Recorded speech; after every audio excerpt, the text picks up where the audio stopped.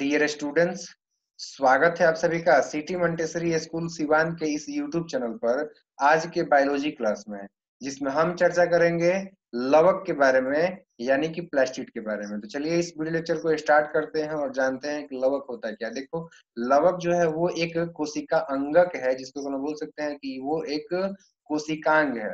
अब ये जो कोशिकांग है, ये एक ऐसा कोशिकांग है जो कि सिर्फ और सिर्फ पादप कोशिकाओं में ही पाया जाता है। ठीक है, तो ये आप सभी को जो है ध्यान रखना है कि लवक जो है वो एक ऐसा कोशिकांग है जो कि सिर्फ और सिर्फ कहाँ पाया जाता है, तो सिर्फ और सिर्फ जो है ये पादप कोशिकाओं में ही पाया जाता है। वो एनिमल कोशिका के अंदर में नहीं पाया जाता, यानी कि जंतु कोशिका के अंदर में नहीं पाया जाता है। ठीक है, अब ध्यान दो कि ये जो पादप कोशिका के अंदर में पाया जाने वाला कोशिकांग है, इसके आंतरिक संगठन में झिल्ली की बहुत सारी परतें पाई जाती है, जो कि एक पदार्थ के अंदर में धसी होती है, और उस पदार्थ को हम बोलते हैं स्ट्रोमा। तो ये मोस्ट इंपोर्टेंट है, स्ट्रोमा आप लोगों को ध्यान रखना है कि स्ट्रोमा क्या है। तो स्ट्रोमा के बारे में आप बताएंगे कि ये जो लवक है इसके अंदर में झिल्ली की कई सारे परतें पाई जाती हैं, जो कि एक पदार्थ के अंदर में धसी रहती हैं, और उसी पदार्थ को हम बोलते हैं स्ट्रोमा। तो उम्मीद कर रहा हूँ कि ये आपको समझ में आ गया। साथ ही साथ ये ध्यान दो कि जिस झिल्ली का हम बात कर रहे हैं, ठीक है, ये जो है आकार और आकृति इनका अगर बात किया जाएगा तो ये जो है रिबन की तरह कुंडलित होती है, यानी कि रिबन के जैसा जो है वो एक दूसरे के ऊपर मुड़ी हुई पाई जाती है।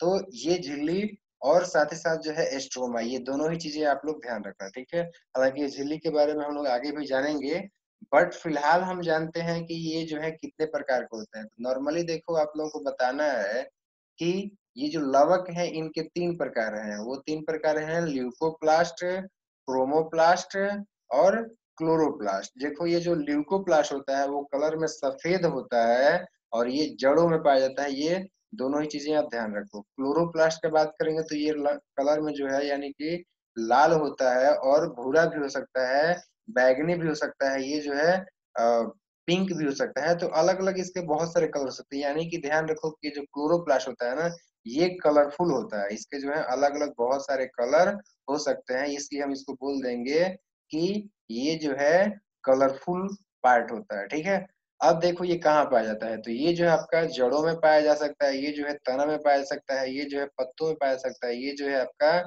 फल में पाया जा सकता है, ये जो है आपका फूल में पाया जा सकता है। ठीक है, तो ये सारी चीजें आप लोगों को ध्यान रखना है कि फल, फूल, तना, पत्ता, जड़, ये सब जगह पे पाया जा सकता है, जहां पर भी इसका कलर जो है अलग अलग रहता है, यानी कलरफुल रहता है।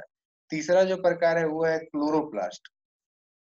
और क्लोरोप्लास्ट जो है इसका कलर होता है हरा, और बेसिकली आप लोग जानते हो कि पत्तियों का कलर ही हरा होता है। तो फिर हम बताएंगे क्लोरोप्लास्ट जो है वो पत्तियों में पाया जाता है बेसिकली, लेकिन ये दूसरे जगह भी पाया जा सकता है जहां पर भी कलर इसका जो है ग्रीन रहे। जैसे कि बात करेंगे तो आम जो है वो जब कच्चा रहता है तो उसका कलर ग्रीन होता है। तो उसका कारण क्या है? उसका कारण ये है कि आम के जो छिलके होते हैं, ठीक है, यानी कि बाहर का जो खोल है, उसमें जो है आपका क्लोरोप्लास्ट पाया जाता है। यही कारण है कि उसका कलर जो है हरा होता है। एक बार चलिए आप सभी को मैं डायग्राम से समझा देता हूँ कि अ, ये जो प्लास्टिड है इसका टाइप क्या क्या होता है। ठीक है, तो देखो प्लास्टिड के टाइप को हम लोग बता सकते हैं, इस डायग्राम के माध्यम से भी समझ सकते हैं। देखो यहाँ पे दिखाया हुआ है कि ये जो है एक प्रोप्लास्टिड है। ठीक है, तो ये जब डेवलप करता है और आगे चल के इसका जो है रूप हो सकता है, यानी कि तीन प्रकार हो सकता है। और वो तीन प्रकार क्या क्या है? तो वो है ल्यूकोप्लास्ट पहला, जिसका कलर मैंने बताया था कि ये सफेद होता है और ये जड़ों में पाया जाता है। और दूसरा हो सकता है, चलो एक बार मैं लिख देता हूँ कि ल्यूकोप्लास्ट का जो कलर होता है वो होता है व्हाइट, यानी कि उजला। और ये कहाँ पाया जाता है? तो ये जो आपका जड़ों में पाया जाता है। ओके, अब बात करते हैं हम लोग दूसरे का। तो दूसरा प्रकार अभी मैं बता रहा था कि ये जो होता है क्लोरोप्लास्ट। अब ये जो क्लोरोप्लास्ट है इसका कलर यहाँ पे देख सकते हैं, इसका कलर जो है वो क्या है? इसका कलर है ग्रीन। और ये कहाँ पाया जाता है? तो ये जो है पाया जाता है लिप्स के अंदर में, यानी कि जो है पत्तियों के अंदर में। ठीक है, तो ये ध्यान रखना है क्लोरोप्लास्ट के लिए। अब तीसरा देखते हैं, तीसरा है आपका क्रोमोप्लास्ट। और क्रोमोप्लास्ट जो है वो आपका कलरफुल पार्ट होता है। ठीक है, तो ये कलरफुल होता है और साथ ही साथ जो है ये अलग अलग सब जगह पाया जा सकता है। ये जो आपका लीफ में पाया जाता है, फ्रूट में पाया जा सकता है, ये फ्लावर में पाया जा सकता है, ठीक है। ये जो है आपका रूट में पाया जा सकता है, जड़ में, ठीक है। और ये जो है स्टेम में पाया जा सकता है, यानी कि तना में। तो इस तरीके से आप लोगों को जो है ध्यान रखना है कि कौन सा जो है कहाँ पर पाया जाता है। तो ये 3 प्रकार आपने जान लिया। इन सब के अलावा जो दूसरा प्रकार मतलब कुछ और भी प्रकार होते हैं, जैसे कि इसका जो है प्रकार हो जाएगा एटियोप्लास्ट। तो एटियोप्लास्ट आपको नहीं पढ़ना है, वो हायर क्लासेस में पढ़ना है। इसके अलावा ल्यूकोप्लास्ट भी 3 प्रकार का हो जाता है। तो ये एमिलोप्लास्ट है, चाहे एलियोप्लास्ट है, चाहे वो आपका जो है प्रोटीनोप्लास्ट है। तो ये तीनों जो है आप लोगों को अभी नहीं पढ़ना है, यानी कि प्रोटीनोप्लास्ट, एलियोप्लास्ट, एमिलोप्लास्ट और एटिलोप्लास्ट जो है ये आप सभी को हायर क्लास में पढ़ने को मिलेंगे। अभी इसको पढ़ने की आपको आवश्यकता नहीं है, जितना आवश्यकता है मैंने आप सभी को बता दिया है। आप लोगों को सिर्फ ध्यान रखना है कि इसका जो 3 प्रकार होता है, वो 3 प्रकार वो क्या क्या होता है। तो मैंने अभी आप लोगों को बताया था, वो 3 प्रकार जो है वो होता है ल्यूकोप्लास्ट जो कि जड़ों में पाया जाता है, सफेद होता है। क्रोमोप्लास्ट जो कि जड़, तना, पत्ती, फल, फूल में पाया जाता है और इसका कलर जो है कलरफुल होता है, लाल, भूरा, बैंगनी है, या फिर जो है आपका ये पिंक हो सकता है, ठीक है। दूसरे भी कलर के हो सकते हैं। अब तीसरा जो प्रकार था वो क्लोरोप्लास्ट था, जो कि हरा होता है और ये बेसिकली पत्तियों में पाया जाता है। बट ये दूसरे भी जैसे कि मिर्च हो गया, जैसे कि आपका आम हो गया, तो इसका कलर जो है ग्रीन होता है। तो इसका कारण यही है कि उसमें क्लोरोप्लास्ट पाया जाता है। तो ये सब चीजें आप लोगों को ध्यान में रखना है, ठीक है। अब चलिए मैं आप सभी को आगे बढ़ाता हूँ। आगे हम लोग को जानना है इसी का एक प्रकार, जिसका नाम है आपका क्लोरोप्लास्ट। देखो क्लोरोप्लास्ट जो है ये काफी एक इम्पोर्टेंट हो जाता है, तो इस वजह से इसको पढ़ना हमारे लिए जरूरी है, ठीक है। तो चलिए मैं आप सभी को बता देता हूँ कि ये जो प्लास्टिड हम लोग पढ़ रहे थे, क्लोरोप्लास्ट पढ़ रहे थे, इसका एक जो टाइप है, 3 टाइप में से क्लोरोप्लास्ट, इसका क्या काम होता है और ये जो है क्या है, या फिर ये कैसे वर्क करता है, तो ये सारी चीजें हम लोग पढ़ेंगे। चलिए मैं स्टार्ट करता हूँ, आप सभी को बताता हूँ क्लोरोप्लास्ट के बारे में, ठीक है। देखो क्लोरोप्लास्ट जो है ये सिर्फ और सिर्फ पादप कोशिका में ही पाया जाता है। ये तो आप लोग पहले से ही जानते हो। क्यों जानते हो? क्योंकि आप सभी को मैंने बताया है कि क्लोरोप्लास्ट क्या है, वो एक प्लास्टिड है, यानी कि वो जो है लवक है। और लवक किसमें पाया जाता है? तो सिर्फ और सिर्फ पौधों में ही पाया जाता है। जब लवक सिर्फ और सिर्फ पौधों में ही पाया जाता है तो उसका जो प्रकार है क्लोरोप्लास्ट, जाहिर सी बात है कि ये भी सिर्फ और सिर्फ पौधों में ही पाया जाएगा। अब देखो इसका काम क्या होता है। इसका काम मेन यही होता है कि ये जो है सूर्य का जो प्रकाश होता है उसमें जो ऊर्जा होता है, ठीक है, उससे जो है ये प्रकाश संश्लेषण करवाता है अपने जिस सेल के अंदर में ये होता है वहां पर, ठीक है। या फिर कह सकते हैं कि अपने अंदर क्लोरोप्लास्ट जो होता है यही प्रकाश संश्लेषण से भोजन बनाता है, और इसलिए इसको जो है हम लोग कोशिका का रसोई भी कहते हैं। तो ये ध्यान रखना है कि कोशिका का रसोई क्लोरोप्लास्ट को कहा जाता है। क्यों कहा जाता है? क्योंकि देखो ये जो क्लोरोप्लास्ट होता है ना, इसमें आप सभी देख सकते हो कि यहाँ पर जो है रिबन के जैसा कुछ स्ट्रक्चर पाया जाता है, इस प्रकार से स्ट्रक्चर्स पाया जाता है। तो ये जो है, ठीक है, ये कहलाता है ग्रेना, ठीक है। तो ये ग्रेना में जो होता है इसके ऊपर क्या होता है कि पिगमेंट पाए जाते हैं क्लोरोफिल के, ठीक है। तो यहाँ पर जो है पिगमेंट पाया जाता है क्लोरोफिल का, और ये जो क्लोरोफिल का पिगमेंट है ना, ये क्या करता है कि सूर्य के प्रकाश को जो है यहाँ पर ट्रैप करता है, ठीक है, अवशोषित कर लेता है।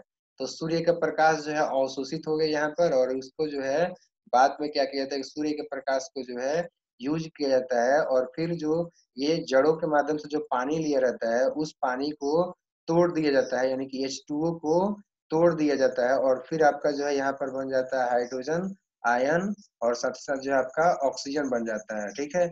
और यही ऑक्सीजन तो पौधे छोड़ते हैं तो हम लोग सांस लेते हैं, ठीक है। तो आपने ये जान लिया कि ऑक्सीजन कहाँ से निकलता है प्रकाश संश्लेषण में, तो वो निकलता है आपका जल से। और यहाँ पर जो हाइड्रोजन गैस बना हुआ है ना, ठीक है, अच्छा ये किसके द्वारा हुआ? तो ये आपका जो है सनलाइट के प्रेजेंस में होता है, और क्लोरोफिल के प्रेजेंस में सिर्फ और सिर्फ ये होता है। तो सनलाइट को ट्रैप करने का काम कर दिया क्लोरोफिल, जो कि क्लोरोप्लास्ट के अंदर में होता है। तो इस प्रकार से आप लोग देख रहे हो क्लोरोप्लास्ट जो है वो प्रकाश संश्लेषण कराने में एक मेजर रोल प्ले कर रहा है, ठीक है। अब दूसरा देखो, ये जो हाइड्रोजन आयन है, ये अब क्या होता है कि हाइड्रोजन आयन अब रिएक्शन करता है बाद में कार्बन डाइऑक्साइड के साथ में, और इस प्रकार से जो है ये आगे चल करके ग्लूकोज बनाता है। मैं शॉर्ट में यहाँ पर लिख दे रहा हूँ C6H12 और O6। तो इस प्रकार से क्या होता है, ग्लूकोज हमारा तैयार होता है दूसरे स्टेप में, ठीक है। तो यहाँ पर आपने प्रकाश संश्लेषण का भी जो है दोनों स्टेप देख लिया कि किस प्रकार से और देखो ध्यान दो कि ये दोनों जो आपका प्रोसेस है ना, ये दोनों प्रोसेस कहाँ होता है, ये दोनों प्रोसेस जो है क्लोरोप्लास्ट के ही अंदर में होता है। यही कारण है कि इसको हम लोग बोलते हैं कोशिका का रसोई, यानी कि किचन ऑफ द सेल। ठीक है, अब इसमें भी ये कहाँ होता है, तो इसमें भी जो है ये होता है कहाँ पे, देखो एक करके मैं आप सभी को बताता हूँ। देखो ये जो पहला प्रोसेस है ये होता है आपका जो है ग्रेना के अंदर में। ठीक है, यानी कि यहाँ पर जो आप लोग को ये राउंड राउंड दिख रहा है ना हरे कलर का, ये एक ग्रेना हो गया, ये दूसरा ग्रेना हो गया, ये तीसरा ग्रेना हो गया। तो इन सभी ग्रेना के अंदर में होता है आपका थाइलेकोइड, जो कि एक में देखो यहाँ पे जो एक डिस्क मैंने बनाया है, एक जो है सिक्का, जैसे कैरम बोर्ड का गोटी होता है ना, तो नीचे में एक कैरम बोर्ड का गोटी होगा, उसके ऊपर एक और है, उसके ऊपर एक और है, उसके ऊपर एक और है, तो इसी प्रकार से ये सजा हुआ होता है। ठीक है, तो एक जो गोटी कैरम बोर्ड के गोटी के जैसा यहाँ पर बना हुआ है उसको हम बोलते हैं थाइलेकोइड। ठीक है, तो इसी थाइलेकोइड के ऊपर एक क्लोरोफिल होता है, और फिर ध्यान देना कि इसी थाइलेकोइड यानी कि ग्रेना के अंदर में जो है पहला स्टेप ये पानी का हाइड्रोजन आयन और ऑक्सीजन में टूटने का जो प्रोसेस है वो होता है। और दूसरा जो प्रोसेस होता है, ये जो पीला वाला भाग दिख रहा है ना, इसमें होता है, जिसको हम बोलते हैं एस्ट्रोमा। चलिए मैं आप सभी को डायग्राम जूम करके दिखा देता हूँ कि कैसा जो है आपका स्ट्रक्चर होता है एक क्लोरोप्लास्ट का। जैसा कि आप लोग यहाँ पर देख पा रहे हो, यहाँ पे डायग्राम आप लोग अच्छे तरीके से समझ सकते हो यहाँ पे। चलो मैं आप सभी को समझा देता हूँ, देखो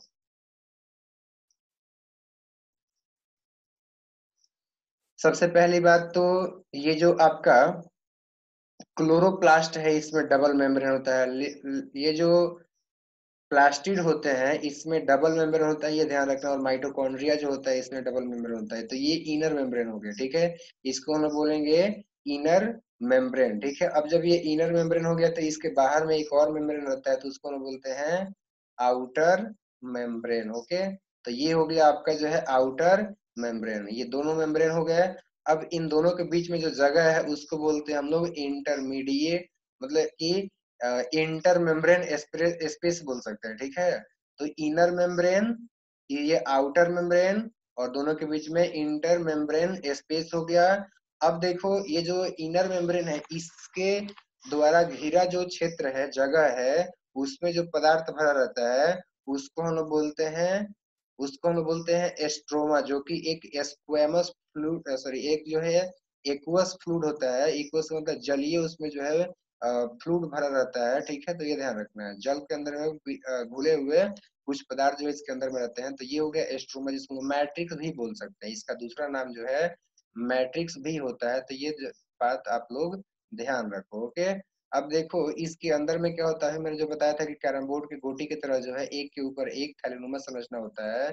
तो ये जो इस थैलेनुमा, सॉरी थैलेनुमा बोल दिया, सॉरी, ये जो ढेर है, ठीक है, एक के ऊपर एक जो पाइल बन रहा है, एक ढेर बन रहा है, इस ढेर को हम लोग बोलते हैं ग्रेनम। ठीक है, तो ये जो ग्रेनम है ये किससे मिलकर बना हुआ है, तो जिस प्रकार से कैरम बोर्ड का गोटी होता है उसी प्रकार से जो थाइलेक्वाइड होता है, और एक थाइलेक्वाइड के ऊपर दूसरा, दूसरे के ऊपर तीसरा, तीसरे के ऊपर चौथा, इस प्रकार से जो है आपका एक के ऊपर एक जो ढेर बनता है उसको बोलते हैं हम लोग ग्रेनम। तो थाइलेक्वाइड और ग्रेनम समझ में आ गया। अब एक ग्रेनम को दूसरे से जोड़ने का काम करता है लैमिला। ठीक है, तो ये आप लोग को ध्यान रखना है। ठीक है, तो ये लैमिला हो गया। और ठीक है, अब ये जो थाइलेक्वाइड है इसके अंदर का पार्ट जो है वो आपका ल्यूमेन हो गया, और वहीं के उसी के ऊपर जो है आपका होता है एक पिगमेंट, जिसको हम लोग बोलते हैं क्लोरोफिल। ठीक है, और क्लोरोफिल जो है वो सूर्य के प्रकाश को अवशोषित करता है, और उसका फर्दर जो है आगे चल करके यूज किया जाता है प्रकाश संश्लेषण के अंदर में। तो आपने देखा डायग्राम और इसका स्ट्रक्चर देखा कि जो क्लोरोप्लास्ट होता है उसका स्ट्रक्चर कैसा होता है। तो उम्मीद कर रहा हूँ, देखो आपके सिलेबस में जितना पढ़ना है ना उतना मैंने पढ़ा दिया है। आपको जो पढ़ना है लवक क्या होता है, लवक के कितने प्रकार होते हैं, ठीक है, और उसमें से मेन जो आपको पढ़ना है वो है क्लोरोफिल। तो इतना तो मैंने पढ़ा दिया, बाकी जो भी चीजें पढ़ना है ना वो सब आपको हायर क्लासेस में पढ़ना है, यानी कि 11 12 में पढ़ना है। सो इस वीडियो लेक्चर को अंत तक देखने के लिए आपका बहुत बहुत धन्यवाद। Thank you very much.